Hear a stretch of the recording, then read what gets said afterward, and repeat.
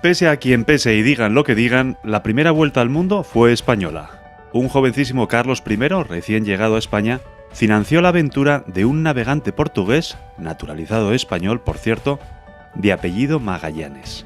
La confianza depositada por el monarca en el marino recuerda a la de Isabel la Católica años atrás con Cristóbal Colón. En un caso y en el otro, más que de descubrimientos, podemos hablar de hitos en la historia. La idea de Magallanes era encontrar un paso hacia el océano que bañaba las Islas de las Especias. Necesariamente tenía que ser una ruta que no pudiesen interceptar los piratas musulmanes que infestaban el Mediterráneo y al mismo tiempo había de ser distinta a la practicada por los portugueses bordeando el sur de África. Siendo estas las premisas, solo quedaba navegar hacia oriente por occidente, algo únicamente posible si la Tierra era redonda, como finalmente se demostró. Una expedición compuesta por 5 naves y cerca de 250 hombres partió desde Sevilla el 10 de agosto de 1519. Era el comienzo de la aventura náutica más temeraria de la historia y también la de más incalculables proporciones. Lo que no fue es fácil. Desavenencias, motines, peligros, carestía, naufragios jalonaron desde el principio la travesía. Así, para noviembre de 1520, una de las naves había desaparecido y otra regresado a España.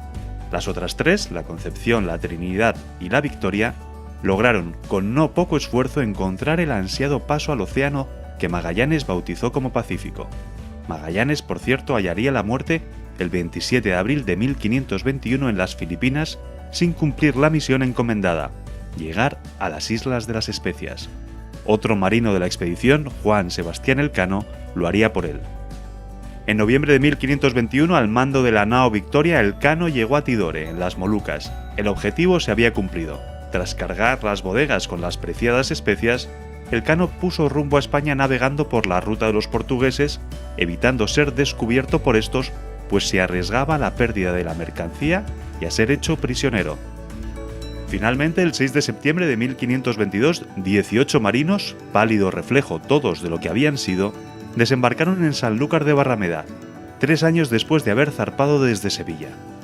El César Carlos recompensó a Elcano su hazaña con un escudo de armas en el que figuran un globo terráqueo y la inscripción Primus circumdedisti me. De estas y otras cosas hablamos con María Saavedra, directora de la Cátedra Internacional CEU Elcano.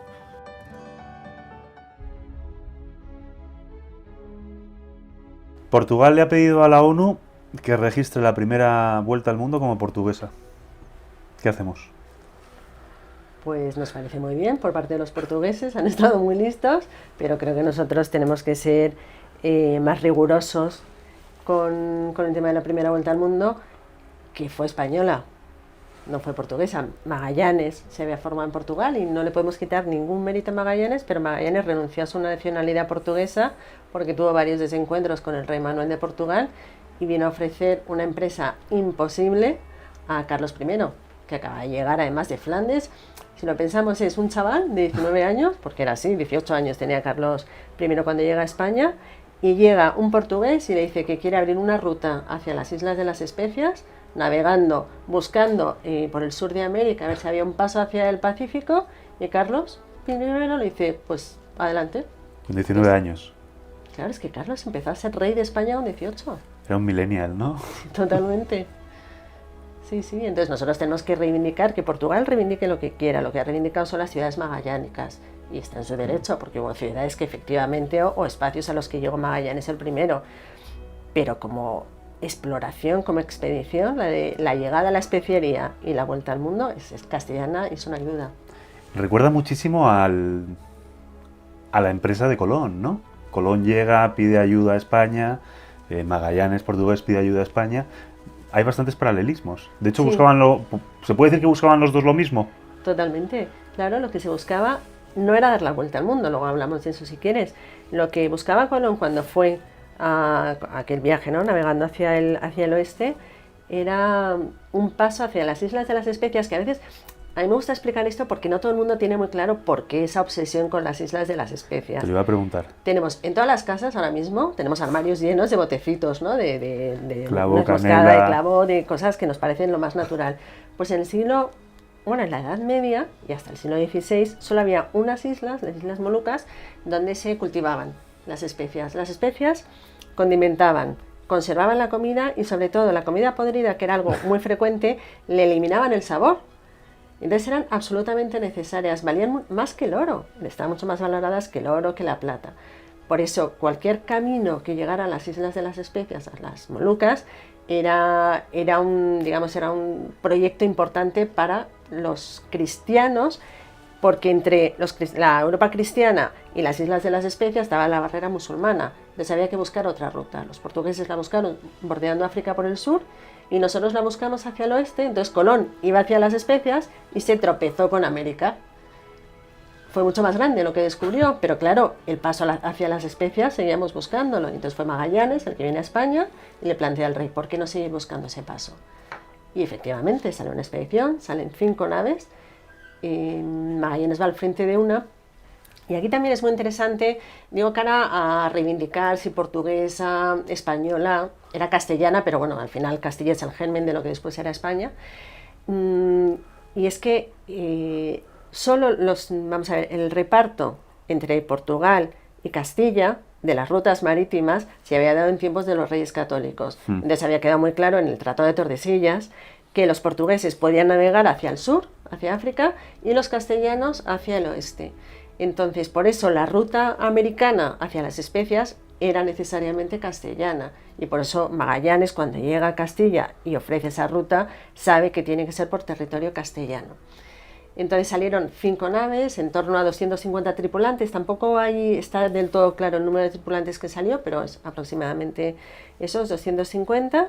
Y otra de las evidencias que nos hacen pensar que es castellana o ratificar, ¿no?, que es una expedición castellana, es que cuando embarcan en Sevilla, bueno, entonces todavía el Guadalquivir era navegable, embarcan en Sevilla y antes, por orden expresa del rey Carlos, también hay que ponerse en la época en la que estamos, ¿no?, van a misa, tienen que comulgar, confesar y juran lealtad en esa expedición al rey de Castilla. Entonces, todos los que van, sean españoles, sean portugueses, castellanos, griegos, hay de los Países Bajos, todos están trabajando para el rey de Castilla, ¿no? Entonces creo que no hay duda ninguna en torno a la nacionalidad de la expedición. Hablamos de Magallanes Elcano, ¿en qué momento aparece Elcano?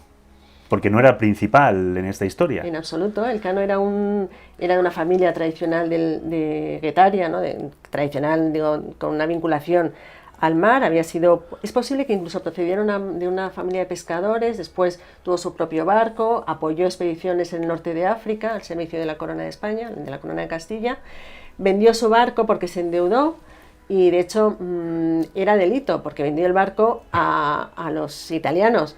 Y esto está prohibido para un país como España, vender un barco que podría ser utilizado contra los intereses de España. Entonces él huye de Guetaria, deambula por la península y llega a Sevilla cuando se estaba organizando la expedición de Magallanes. Entonces sube, es verdad que es un piloto experimentado, pero va como uno más en la expedición. Entonces aquí es interesante también porque la expedición la habían preparado muy bien Magallanes y un amigo suyo, Faleiro, que eran los dos portugueses. Pero Carlos, primero, y en esto insisto en lo joven que era y lo sagaz que demostró ser en ese momento, quería que un castellano fuera al lado de Magallanes. O sea, la empresa es castellana, no vamos a dejar solo al portugués por mucho que jure lealtad al rey de Castilla. Entonces pone a su lado a Juan de Cartagena, un hombre de absoluta confianza del rey de España, y le dice a Magallanes, le exige, cada decisión que tomes, cada descubrimiento que hagas, tienes que consultarlo, comentarlo con Juan de Cartagena. Y esto Magallanes no lo hizo. En el momento que salen, ellos van, la ruta es desde Sevilla, Sanlúcar de Barrameda, las Canarias y hacia América. A partir de las Canarias, Magallanes actúa como capitán único de la flota, de los 5 barcos. Con lo cual, de alguna manera, está desobedeciendo el mandato que tenía el rey de España. Para hacernos una idea de la juventud de Carlos, tenía la edad de cualquier alumno tuyo ahora, incluso un poco más joven. De los que entran en la universidad ahora, sí. Y tomó decisiones muy importantes y enormemente trascendentales para España. Claro, ahí voy a la trascendencia de las decisiones. Cuando se completa la primera vuelta al mundo, es mucho más que un récord del libro Guinness, no es una competición deportiva, se hace con un propósito que es buscar la ruta de las Especias, pero tiene más consecuencias que todo eso. Sí, claro. ¿Se puede decir que es un hito de la historia de la humanidad? Se debe decir que es un hito, y además uno de los hitos más importantes. Y Elcano debe figurar como uno de los grandes navegantes de la historia. Elcano, de hecho, es, podríamos decir, es héroe por accidente, porque él era uno más. Es verdad que estaba muy bien preparado, pero ¿qué pasa? Que durante la travesía es muy curioso, ¿no? Porque ellos primero entran en el río de la Plata, le llamaban entonces el río de Solís, pensando que era el paso, que eso era el final del continente americano, hasta que se dan cuenta que es un río y siguen avanzando hacia el sur. Pasan el estrecho de Magallanes, en ese momento ya han perdido 2 barcos, uno se ha vuelto a España y otro ha naufragado, con lo cual son 3 los barcos que desde el estrecho de Magallanes navegan por el Pacífico sin tener ni idea de la distancia que hay hasta que encuentren territorio, y territorio habitado, ¿no? Más allá de las Especias, de las islas de las Especias.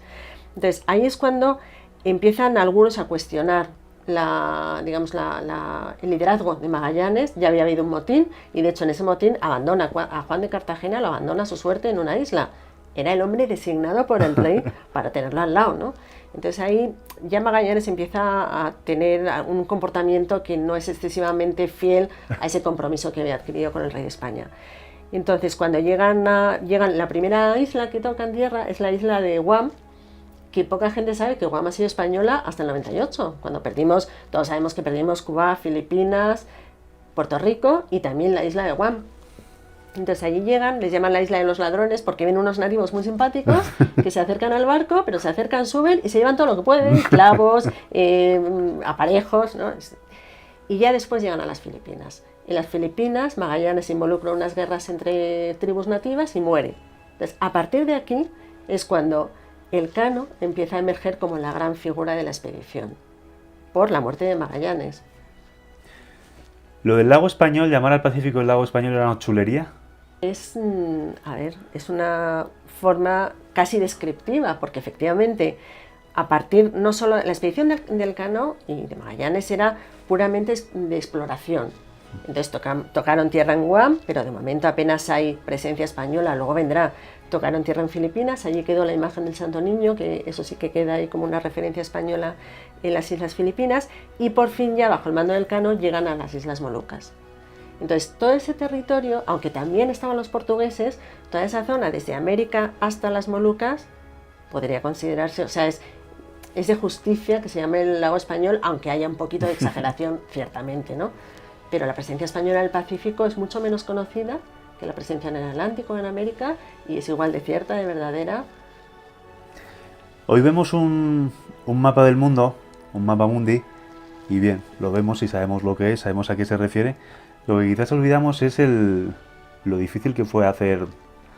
Vamos, hoy supongo que la profesión de cartógrafo no está catalogada entre las profesiones de alto riesgo, pero entonces sí. Sí, o sea, la profesión de marino ya era de alto riesgo. Nosotros en España la verdad es que tenemos una tradición naval, de historia naval, de la que nos tenemos que sentir muy, muy orgullosos, porque es una de las marinas más antiguas y que ha hecho muchas grandes gestas. Hace poco escuchaba a María Elvira Roca, que además creo que la escuchabas tú también, decir que cuando nos hablan de la tradición de la historia de la Armada Española, parece que solo nos vienen 2 cosas a la cabeza: el desastre de la Invencible y Trafalgar. Sí. 2 derrotas, pero es que son 2 derrotas en un mundo de enormes victorias. Todo el recorrido a América, toda la descripción de la costa americana, porque además, como se funda la Casa de la Contratación, se obliga a que cada piloto que va a América, o en este caso ya al Pacífico, deje constancia gráfica de lo que está recorriendo. O sea, la cartografía en un siglo es otra dimensión en el siglo, desde el momento en que Colón llega a América. A partir de ahí, ¿no? Pasan 100 años y tenemos un conocimiento, tuvieron un conocimiento del mundo muchísimo más completo. Y ese conocimiento del mundo, por lo menos el conocimiento de esta hazaña en concreto, tú estás haciendo mucho porque se extienda. Tú sí. Y la Universidad CEU San Pablo. Efectivamente, hay en la Comisión Quinto Centenario, que están haciendo cosas y están haciendo cosas muy interesantes. Una parte importante de la comisión es la Armada Española, lógicamente, porque son los herederos de aquellos grandes navegantes del siglo XVI. Entonces nosotros, en unión con la Armada, hemos creado una cátedra de investigación y también de difusión de todo lo que tiene que ver con la vuelta al mundo, porque no es solo ya la expedición Elcano, que de hecho Elcano, cuando llega a las Molucas, tendría que haber dado la vuelta por donde vino, porque ese era el territorio español, las aguas españolas. Y en cambio, como sabía que no tenían fuerzas para volver por el mismo sitio, se arriesgó a navegar por mar portugués, por el sur de África, y de esa manera completó la vuelta al mundo. No era el objetivo de la expedición, pero la dio, ¿no? Y entonces estamos intentando ahora conocer no solo el contenido de la propia expedición, sino todas las consecuencias enormes que se derivan de aquella expedición desde el punto de vista geográfico, cartográfico, botánico, hasta étnico, antropológico. O sea, se descubre el mundo, se completa prácticamente el conocimiento del planeta. Y se descubre también que si das la vuelta al mundo ganas un día, ¿no? Sí, esto Willy Fogg no lo sabía esto, no tenía noticia del Cano. No, parece que lo inventó Julio Verne, pero no, pero ya se dio cuenta el Cano. ¿Está bien definida la gesta de Magallanes Elcano como la aventura náutica más temeraria de la historia? Me parece muy buena descripción, pero ellos al principio no sabían a lo que iban. O sea, fue temerario porque el hecho de lanzarse a navegar por el Pacífico sin conocer exactamente las distancias y sin saber qué islas podía haber antes de las Especias, eso ya es un poco locura. Locura o lo que llamaríamos emprendimiento. Hoy el emprendedor arriesga y arriesga mucho. El problema es que fue mucho más complicado de lo que esperaban. Entonces, claro, de 5 barcos que salen, volvió un solo barco con 18 tripulantes a punto de morir. Pues sí, es arriesgada, podemos poner todos los calificativos que queramos.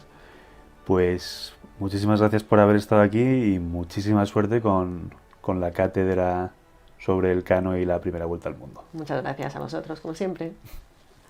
¿Quieres ser miembro del canal? Al lado del botón de suscripción hay un botón que pone unirse. Haciéndote miembro del canal obtendrás insignias y emojis personalizados. También garantizarás la viabilidad económica del canal. Haremos directos privados exclusivos. Verás los vídeos antes que nadie y podrás elegir qué vídeos quieres que hagamos. Es una aportación mensual que puedes pagar vía PayPal o con tarjeta de crédito. Para finalizar le das a comprar y ya está.